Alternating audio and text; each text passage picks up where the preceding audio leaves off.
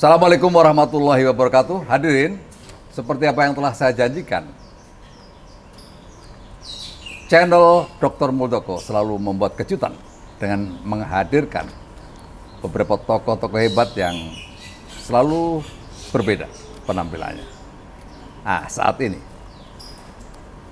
saya akan berdiskusi dan mendalami tentang Riok Ponorogo. Hadir di sini ada Pak Rido, di sebelah kanan ada Pak Bupati.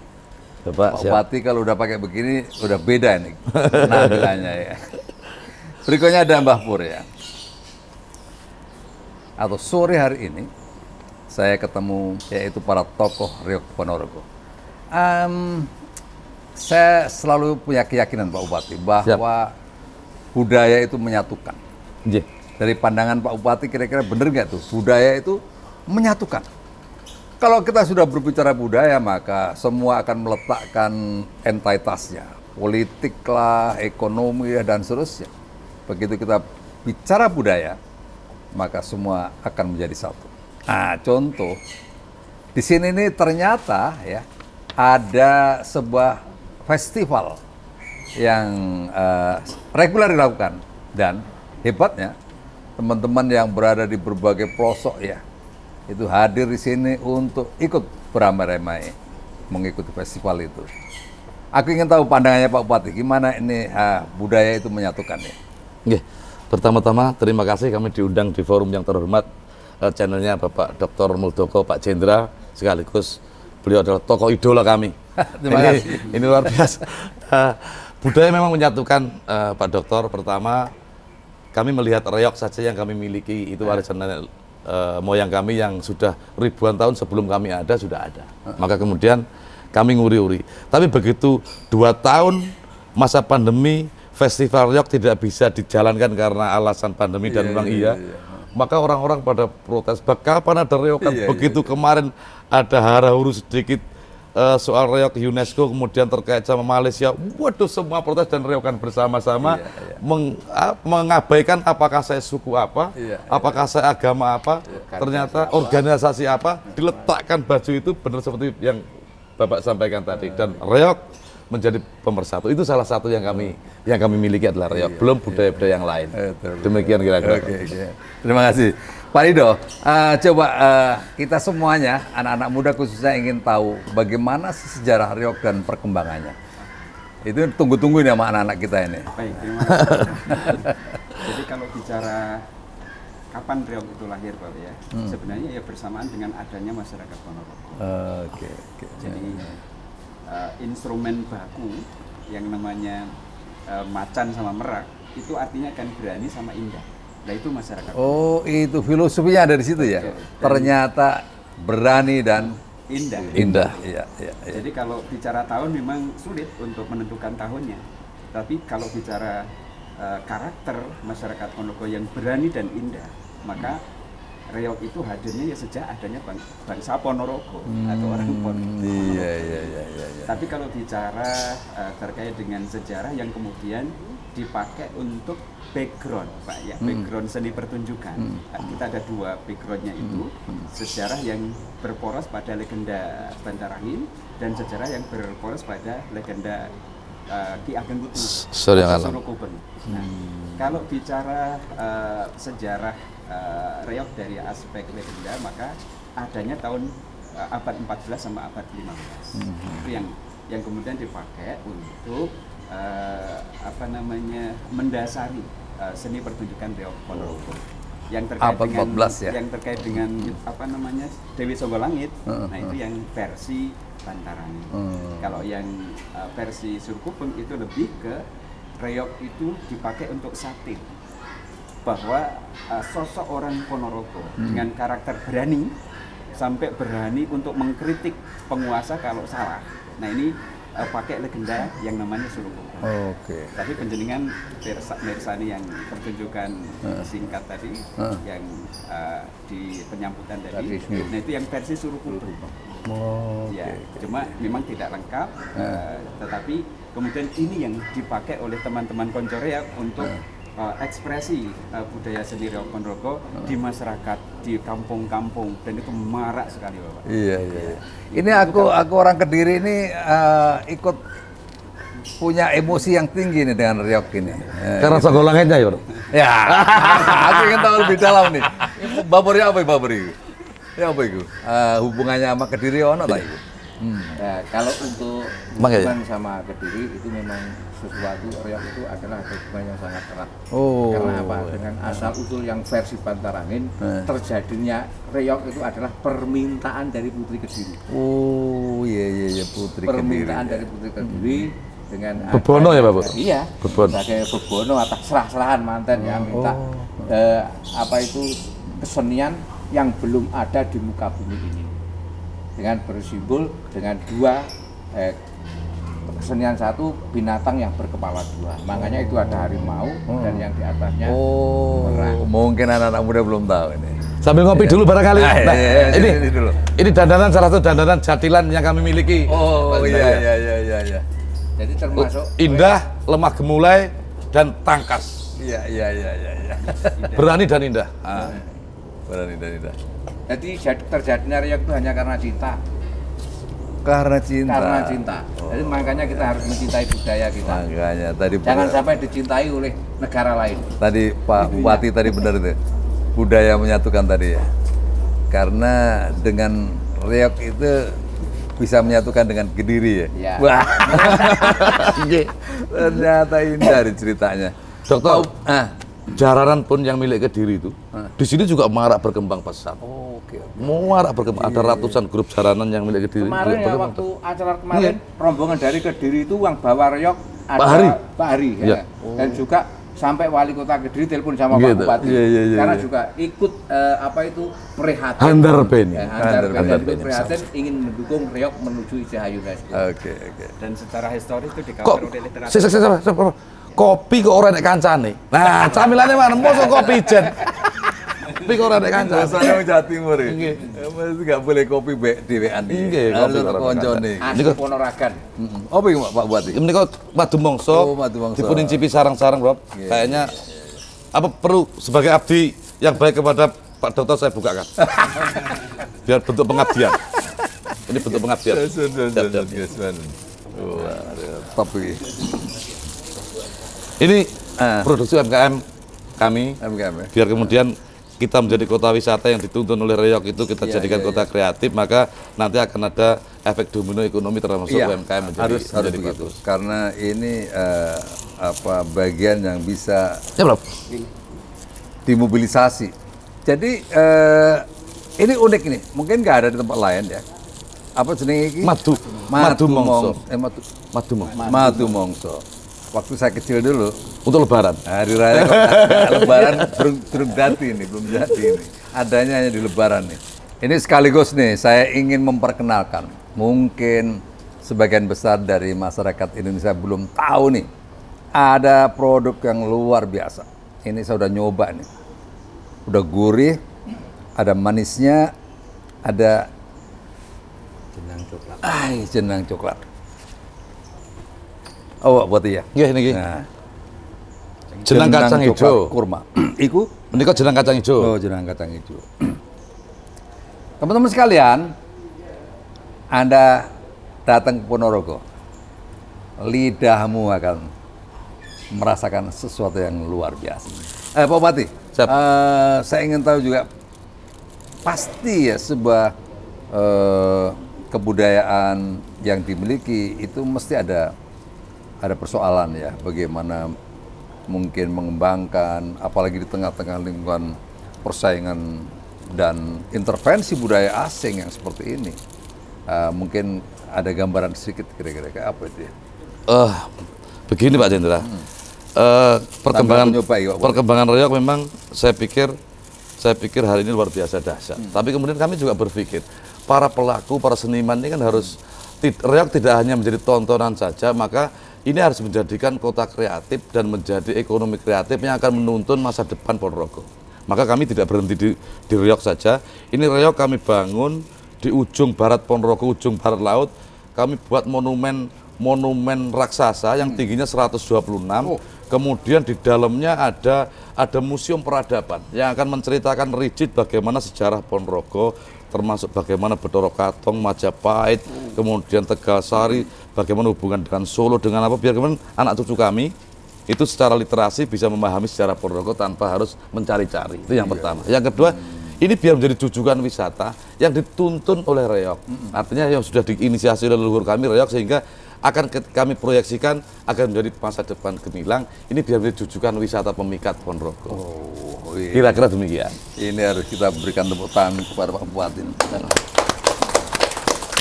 Sebuah upaya nyata bagaimana peradaban itu dijunjung tinggi dan terjaga dengan baik, sehingga ini menjadi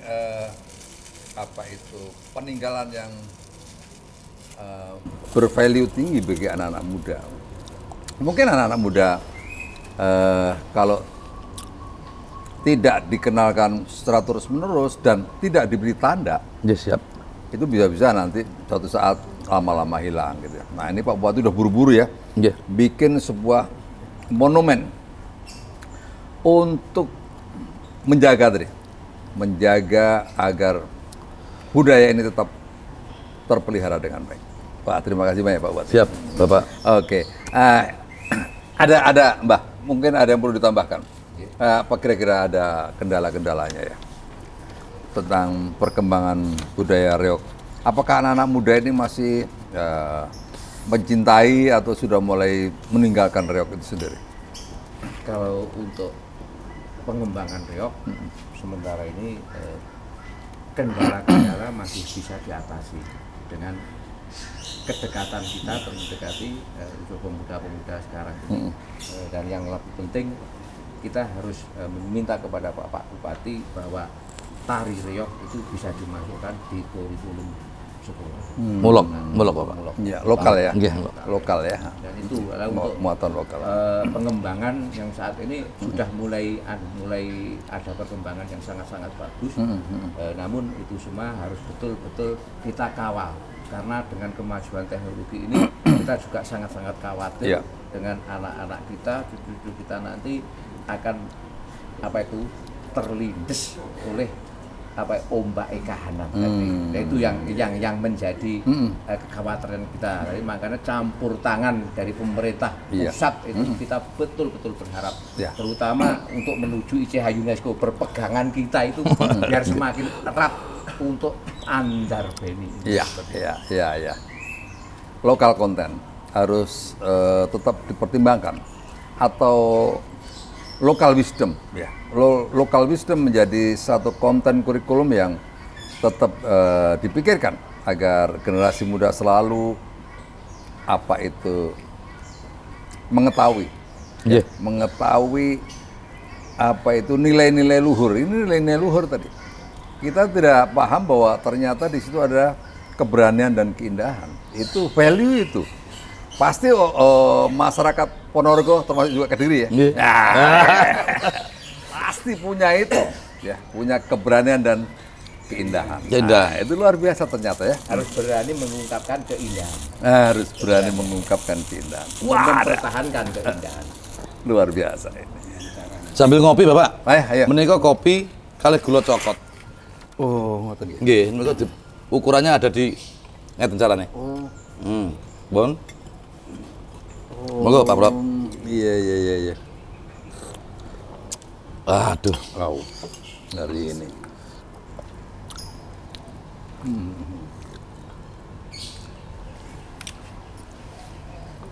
Mungkin sebagian dari kalian belum tahu nih Ponorogo ternyata ada sesuatu yang khas. Gak akan ditemukan tempat lain. Ada gula merah, ada kopi cokot. Begitu diseruput luar biasa. Ini kopi ini, kopi kayaknya tak kopi meriki. Meriki punya beberapa jenis kopi. Iya, ada beberapa jenis kopi ya. Siap. Kopi nongko dan lain-lain. Oke, kita kembali lagi ke Reog Ponorogo. Jadi kalau tadi sudah mengantisipasi ya kemungkinan serbuan budaya dari luar dan para tokoh reog sudah memikirkan ya agar anak-anak muda tetap terjaga. Bupati sudah memikirkan untuk membangun sebuah monumen peradaban ya, karena di situ di dalamnya ada museum ya. Berikutnya dari Mbah Pur memikirkan agar reog masuk dalam muatan lokal di kurikulum. Wah, luar biasa ya. Nah, berikutnya reog merupakan identitas bagi masyarakat Ponorogo. Begitu ada reog, langsung pikiran kita semuanya Ponorogo gitu ya. Jangan salah, waktu saya komandan batalion itu anak-anak itu pada kurun tertentu, anak buah saya itu nggak usah disuruh keliling batalion tuh pakai reog itu. Iya, bawa reog itu keliling jalan di batalion tuh. Nah, begitu kita semua mengapresiasi. Sekali lagi, begitu kita ketemu reog, udah nggak ada pikiran lain. Satu, ini Ponorogo. Nah, ini kira-kira bagaimana ini pandangan sampean, kenapa kok bisa begitu kuat ya? Begitu melekat di hati masyarakatnya. Ya, Pak Buri. Mbak Buri. Kalau kita sudah ngomongkan reog, seakan-akan darah kita itu kalau dilihat ada gambarnya reog. Wah, makanya apa nggak stable tenan gitu ya? Secara tanpa kita sadari sedikit pun ya, anak kecil dia pun masih belum bisa berdiri. Kalau sudah dipegang di kudang, kalau orang bahasa Jawa dikudang oleh biungnya atau ibunya, pasti lunjang. Kuning. Itu spontanitas. Itu bukan bisa direkayasa karena anak yang masih belum mampu melihat dengan sempurna, tapi dia sudah mempunyai perasaan yang begitu indahnya reog. Berarti keberanian kita untuk mengungkapkan keindahan reog. Dan salah satu yang harus kita ingat seperti Bapak ungkapkan tadi, reog itu adalah pemersatu dari masyarakat. Betul, karena di situ ada reog, REOG, rukun eling ono gunane. Semua itu sudah menjadi keistimewaan. Makanya kalau sudah ngomong di reog, jangankan kok melihat reog, darah kita pun gambarnya sudah seperti reog. DNA-nya orang Ponorogo ya. Itu. Jadi di darahnya mengalir keberanian dan keindahan, dan berani mengungkapkan keindahan. Ini luar biasa bahasanya.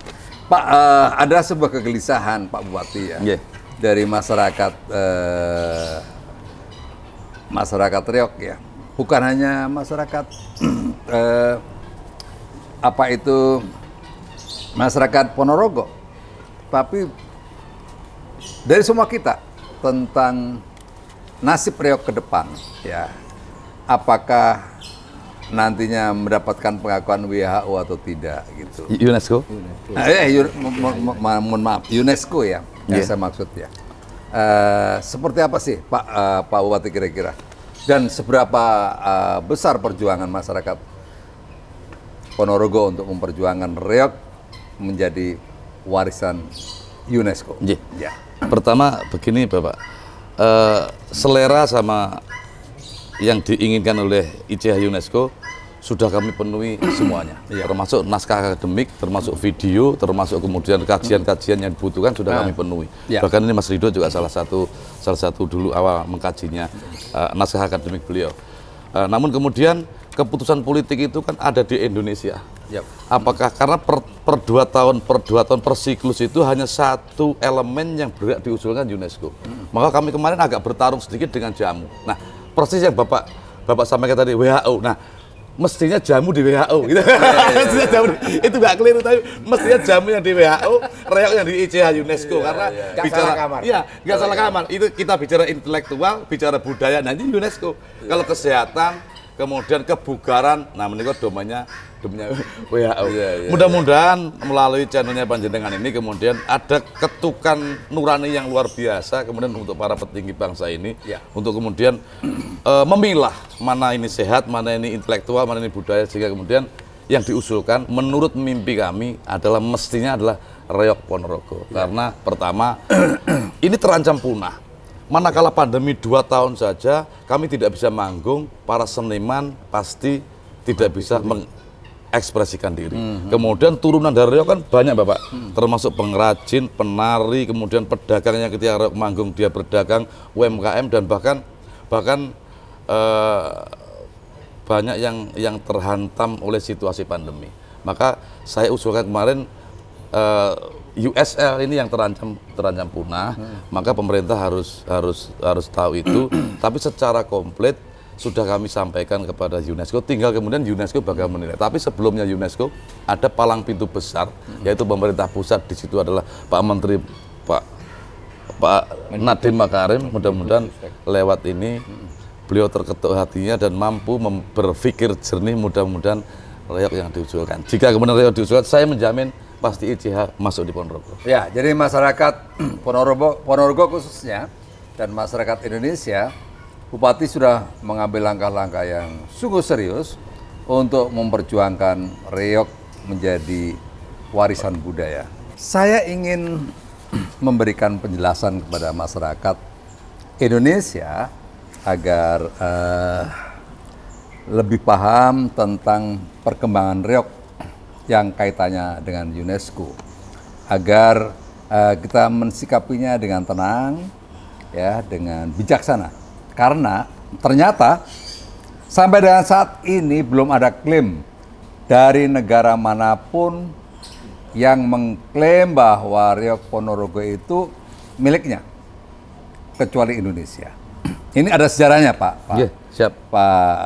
Pak Ridho, Pak Bupati, dan Gus Pur. Ya, ini Mbah Pur nih.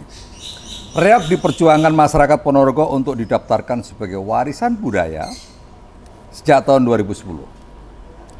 Tetapi baru ditanggapi Kemendikbud pada tahun ajuan 2017 dan disidangkan di UNESCO pada tahun 2020. Akan tetapi ditolak oleh UNESCO karena ada alasannya. Bahan piranti kesenian menggunakan kulit harimau atau macan, yaitu hewan yang dilindungi. Berikutnya, seiring dengan berjalannya waktu sesuai dengan rekomendasi UNESCO, bahan kesenian diubah menggunakan kulit kambing. Pada tahun 2022, Kemendikbudristek menominasikan reog menjadi 4 elemen budaya Indonesia yang akan didaftarkan di tahun 2024 dan akan disidangkan di UNESCO pada tahun 2025. Ini pasti. Jadi KSP juga ikut, lembaga kantor staf kepresidenan juga ikut, Pak Bupati. Ya, siap. Ikut terlibat mengelola isu ini karena agar isu ini menjadi lurus, jangan sampai nanti ngalor ngidul nggak karuan. Takut nanti kalau ditumpangi pihak yang tidak bertanggung jawab. Jadi intinya kita sabar bahwa Indonesia sudah memperjuangkan, ya, nanti disidangkan di UNESCO pada tahun 2025. Ya, itu. Jadi sabar dikit Pak Bupati, ya. Ngoten Pak Bupati. Mungkin ada lagi. Ada. Terus Budi, Mas Rito. Gini loh Pak, untuk bicara UNESCO ya, reog itu sebenarnya kan sudah masuk nominasi bersama 5 nominator. Sebelum jamu masuk loh Mas. Sudah presentasi bahkan. Sebelum jamu masuk loh ya? Iya, sebelum jamu. Iya. 2017 itu kita sudah presentasi di UNESCO di Jakarta untuk aku sebagai warisan budaya tak benda dunia. Ya. Lalu presentasi kedua 2018. Nah, kita sudah masuk 2 besar waktu itu. Dengan gamelan ya? Dengan gamelan. Ya. Cuma memang belum seheboh ini. Jadi dulu kayak silent begitu. Kan? Bisa dikatakan kurang pengawalan. Nah, sehingga tidak tahu kemudian apa indikatornya. Lalu yang dimenangkan duluan adalah yang gamelan. Nah, tahun ini kita lebih heboh. jadi lebih spektakuler karena semua instrumen yang waktu itu direview oleh UNESCO kita sudah penuh. Jadi kalau dulu kita belum punya penangkaran, sekarang ini kita sudah punya. Jadi alasan bahwa reog itu bertentangan dengan lingkungan hidup sudah tidak ada, karena memang satu sisi kita udah punya penangkaran. Kalau memang belum punya penangkaran, merak hijau yang dipakai sebagai instrumen pokok dadak meraknya itu memang tidak boleh. Tapi kita udah menjawab itu hari ini. Itu termasuk yang caploannya atau kepalanya ya.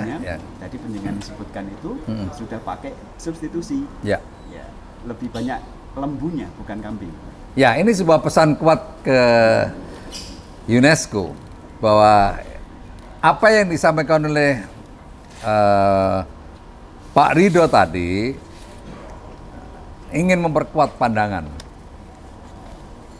ingin memperkuat sebuah reasoning. Ternyata semua itu sudah disubstitusi.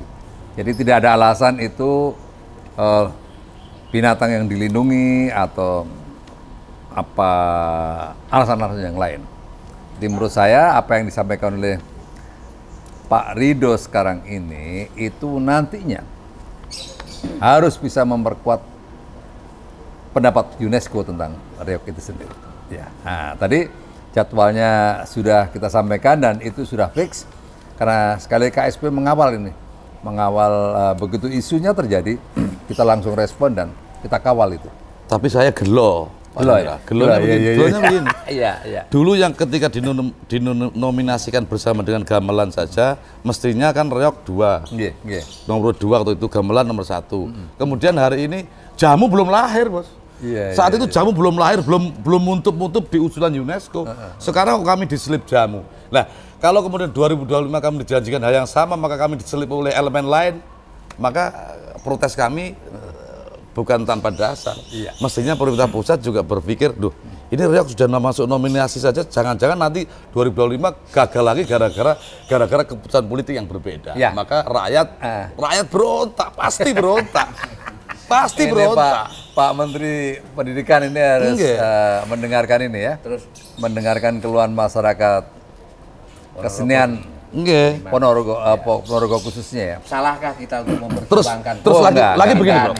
Begini Pak Dokter. Harus yang saya khawatir setiap siklus itu kan hanya satu. Kenapa harus mengusulkan 4 kalau kemudian aturan main dari UNESCO cuma 1? Pasti sampai di sana ditanyakan, mana yang dipilih kok 4-4-nya diajukan? Berarti kita telah melupakan instruksi dari UNESCO yang mestinya tiap siklus hanya 1. Nah, saya hanya berpikir begini, Pak Nadiem Makarim yang saya hormati, mestinya Bapak mementingkan reog lah. Karena jamu dengan reog kalau disandingkan jelas nggak ketemu, ini bukan apple to apple, budaya melawan kesehatan. Mohon saya hormat, Bos. Rakyat terbawah ini yang kemudian teriak-teriak terus, mohon kehadiran Bapak ini benar-benar menjadi pencerah bagi kami. Melalui kekuatan Bapak, mohon itu di atas mohon, Bos. Mohon untuk kami diperjuangkan betul. Pasti. Pasti. Kita KSP punya tugas untuk mengelola isu strategis. Ini bagian isu strategis yang kita kelola karena begitu ini tidak terkelola dengan baik, maka ada dampak-dampak yang tidak kurang pas begitu. Siap. Ya, Pak Bupati, pasti kita akan mengawalnya dengan baik ya. Berikutnya, seberapa impact-nya Pak Bupati ya? Impact-nya terhadap pariwisata gimana nih? Reog Ponorogo ini.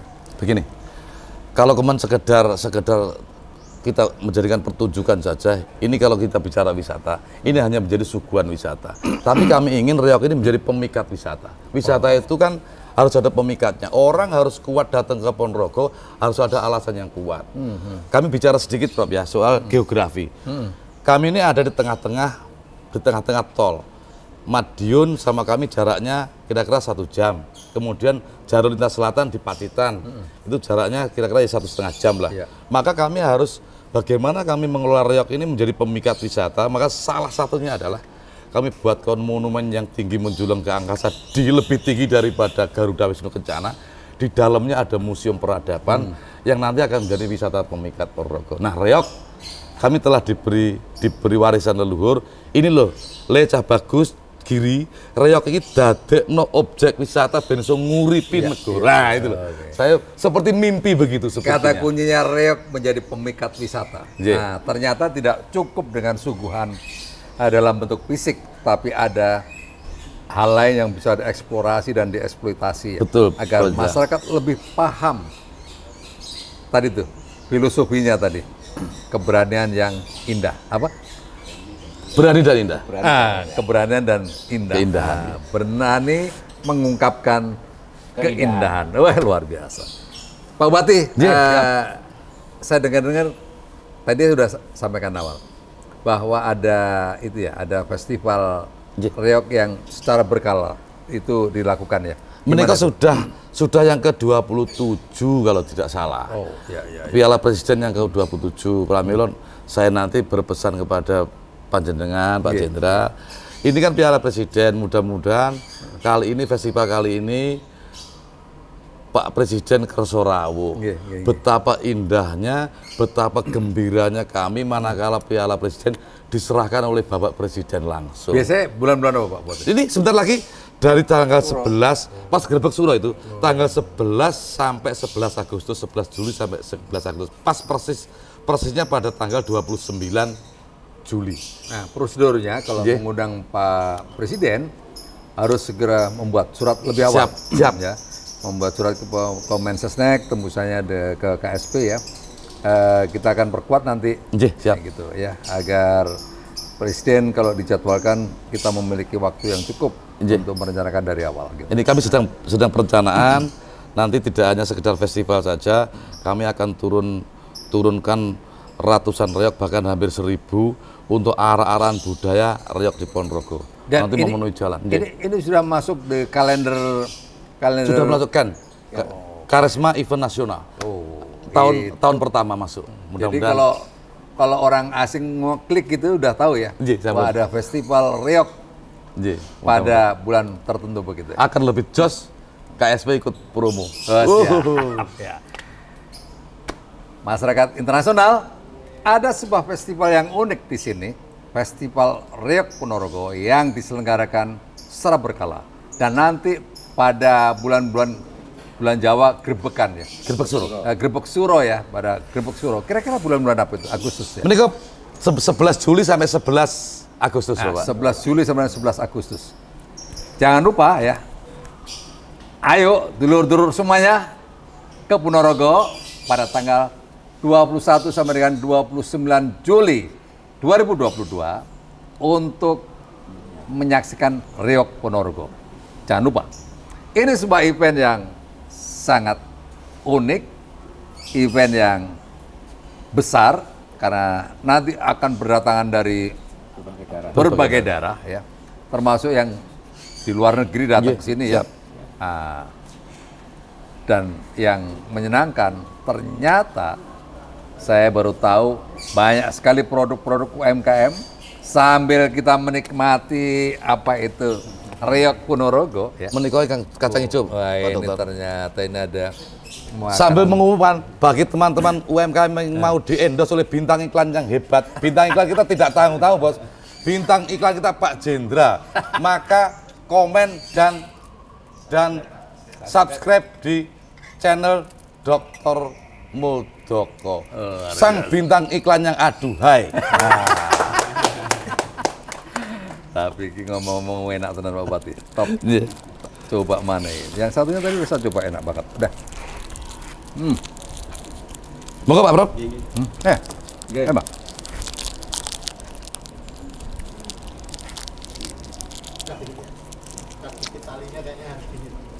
Inilah sebuah perbincangan yang renyah seperti apa yang saya rasakan saat ini, yaitu jenang apa gitu? Kacang hijau menika. Nah, jenang kacang hijau. Ini renyah seperti apa yang telah kita lakukan bersama.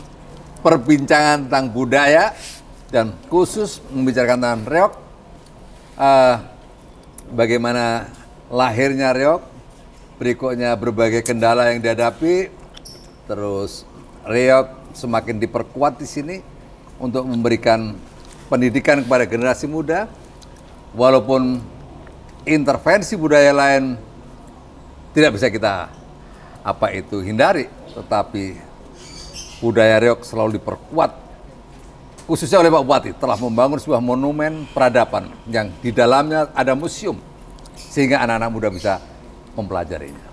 Dan jangan salah, reog selalu difestivalkan sehingga tetap terjaga sepanjang tahun.